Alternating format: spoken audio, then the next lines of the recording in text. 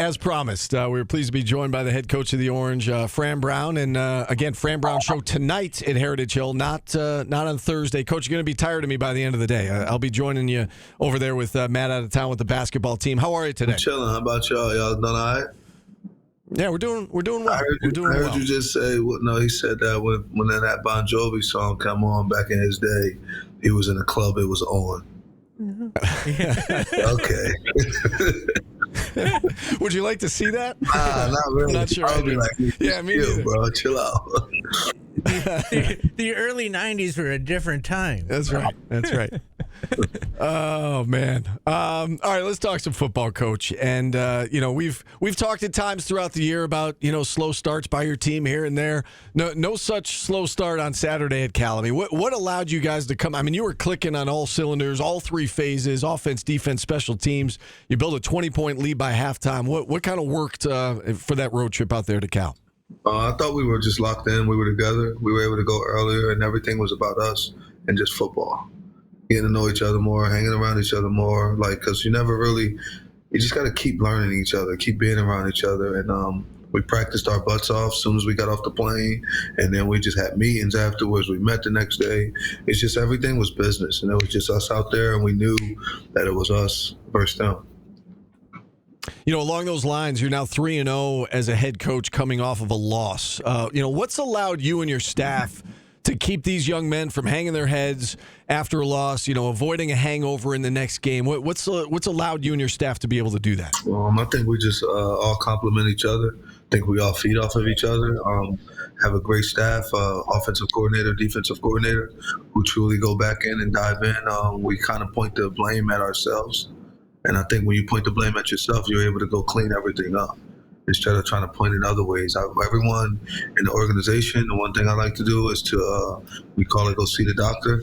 So you go find out what you did wrong, looking at Merrill and just figure out everything you did wrong. If you can bring everything you did wrong to the table, then we can all start to change some of those things. And I think that helps us a lot, being able to do that way. And then us just being able to focus.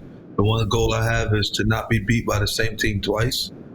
So, got to move on.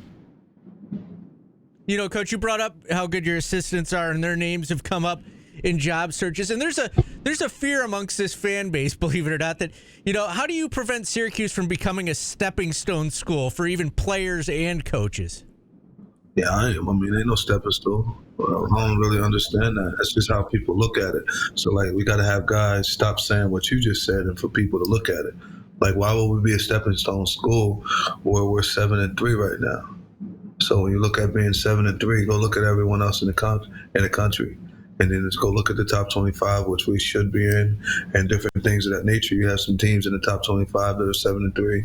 We have us continuing to push, and this is the first year of me coming into the program. So stepping stone, why do you think that I'm trying to leave or something like that and go get another job? No, I think this is a career job. This is a job where people come because they've seen all the greatness, they've seen all the history that's in the program, and we finally have an opportunity to bring it back.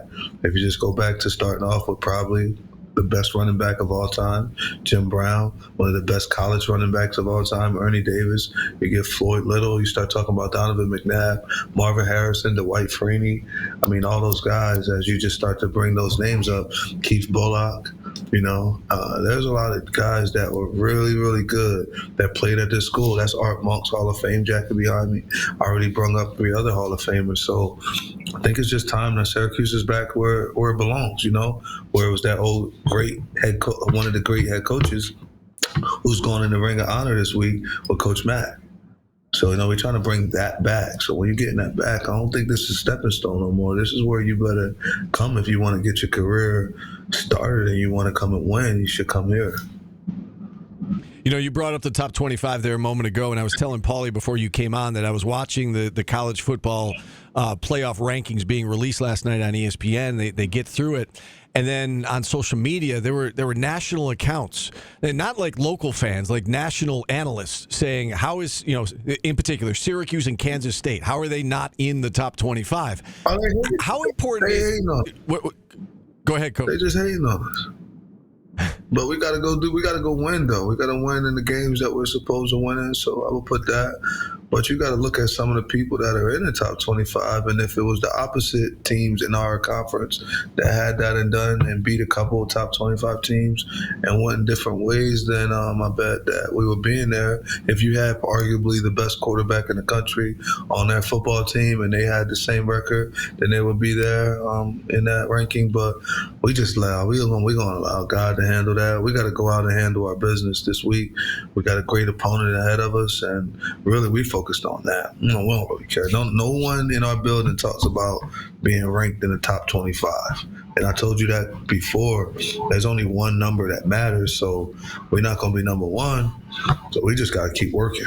We focused on that. But it would be cool for our fan base to have a top 25 ranking and to be able to finish in that. So we'll finish in that, and then the guys will be able to see everything else. It's all about the finish, It's all about us understanding and believing and knowing who we are and remembering what November is for. November is for contenders, and we have to make sure that we continue to show that. You did tell us about the fact that, you don't play this game to be 22nd in the country or 27th or 31st or whatever the case may be. And, you also kind of downplayed the importance of 8 wins, which I totally get. Love the way you handled that the other day. I thought that the players, especially the returning players like the seniors, I thought 8 wins might mean something special to them. And I was telling this to Paulie before you came on. So, we asked Marlo Wax last night. We asked Derek McDonald. They've been here a while. The fact that this program hasn't won 8 regular season games just one time since 2001. It was in 2018. This would be the second time. And I thought that they would give an answer about, it meant something and it's a step in the right direction. And they both said the same thing. They're both like, honestly, we always knew we were winning 8 or more games this year. That was never even a question. So, when you say nobody in the building is doing this, to be ranked 22nd or, they don't care about the 8 wins, the goals are higher than that. I guess, can you just speak to how you're laying this foundation in this culture, and it seems like it's caught with the players in a short period of time. It seems like they get it, and you're not even a year in. We believe in each other. We love each other. We care about each other. Everybody's bought in on Dark. Dark means everything to us. And that's where we are. That's what it's about. It's about each other. It's about the man next to me. It's about me being able to help him go and reach his dreams, goals, and aspirations. And everybody's doing that. Everybody believes in each other. Everybody's working for each other. And when somebody is not on their stuff and not doing it the right way, he's being called out. So we're starting to do those things that help us. We got a piece that we put together for our entire team about what November's about. And it's something that the way we're going to look at November when you will be in Syracuse, and this is going to go on for a long time. And it's something that we put together, and it's what November is about and who you have to be in November. So, it's a mindset though.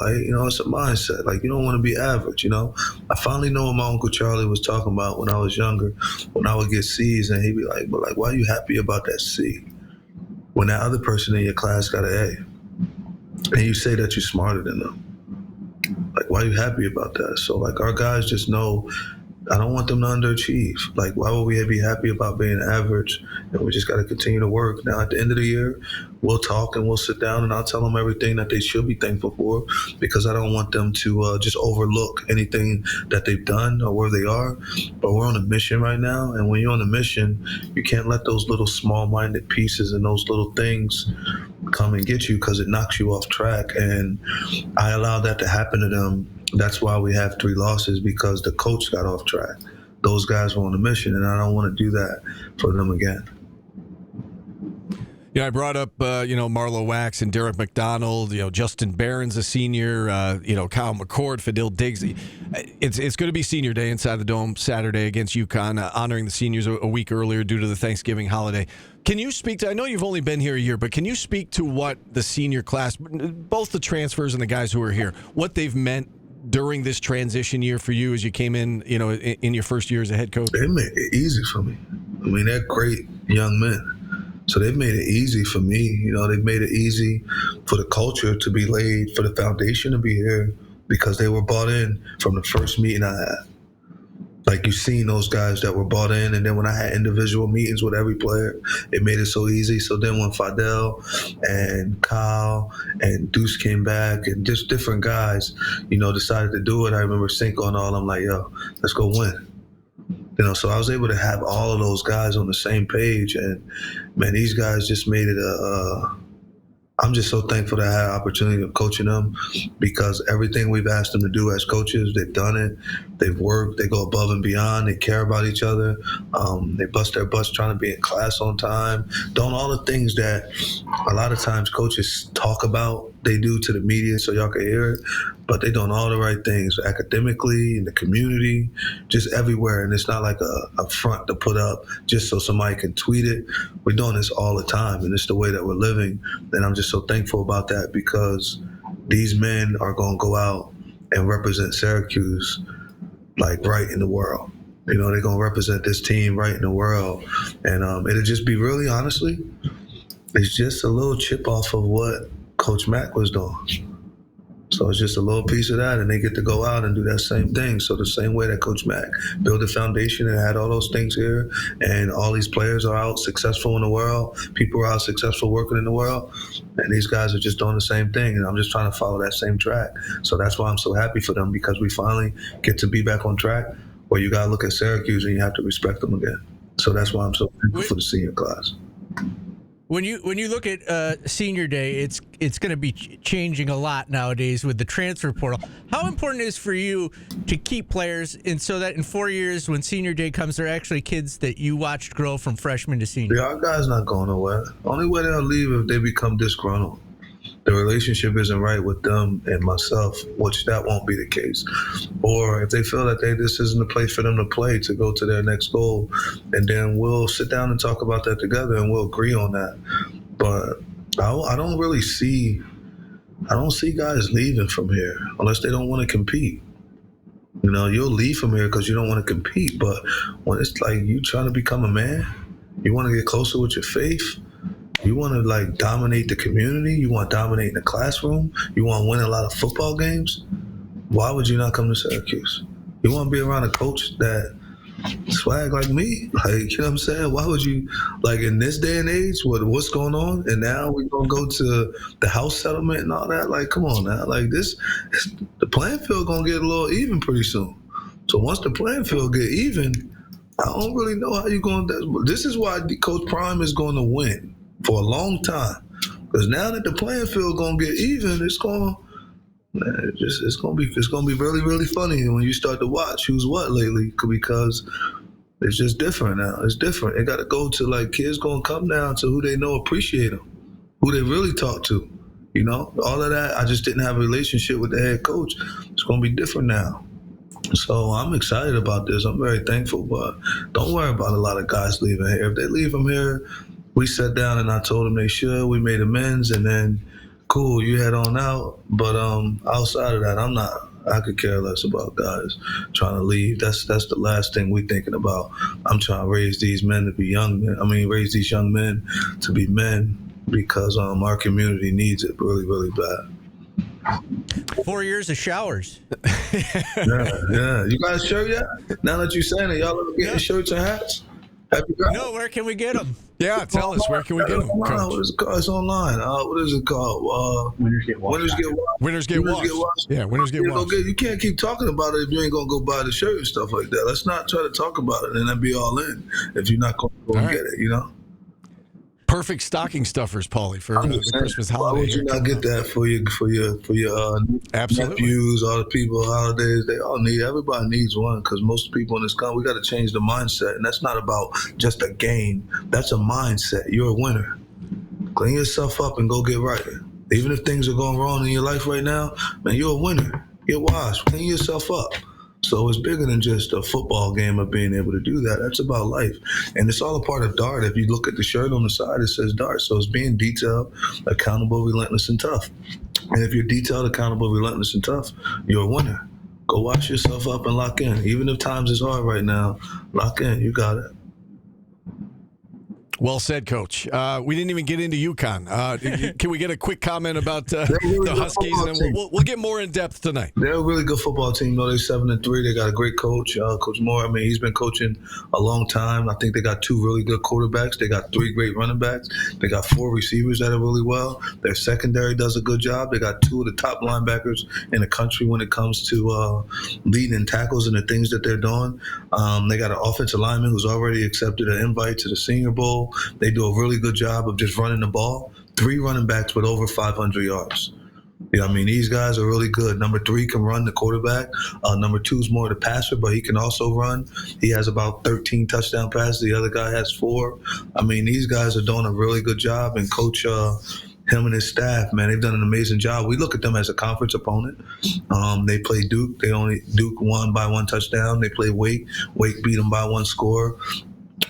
So that's the way all the games go in the ACC. And we look at them as a conference opponent. So this is going to be a tough football game for us. It'll probably be a 4-quarter battle. I mean, we're excited to go against these guys. And, man, I can't wait to go out and compete against these guys early Saturday morning. All right, it'll be a noon kick on Saturday. We'll continue this conversation tonight over at Heritage Hill. Coach, thanks for coming on. Y'all be safe. All right, Fran Brown joining us here. And again, join us over at Heritage Hill tonight, 7 to 8 o'clock on the radio side of things. And then Gomez will take him from 8 to 8:30 on QSportsTalk.com. And with that, we'll